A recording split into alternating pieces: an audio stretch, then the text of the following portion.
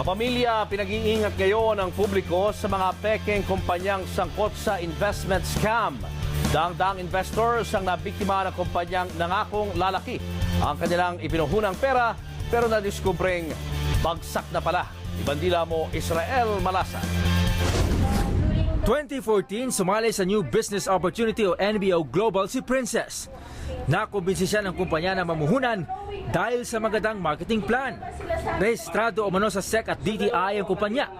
May binibentang food supplements at iba pang produkto.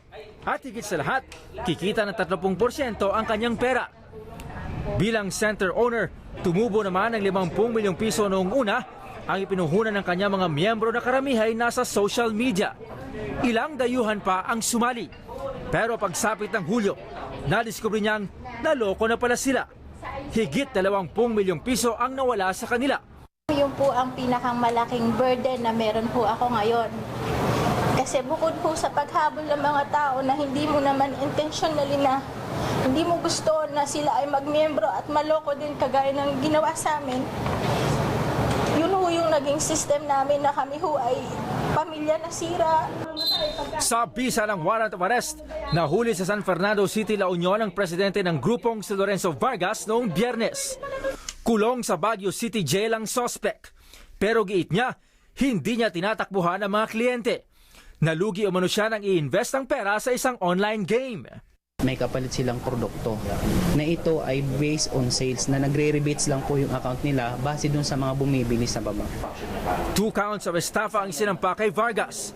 Pero naghain na rin ang large-scale syndicated estafa ang iba pang mga biktima para hindi siya makapagpiyansa.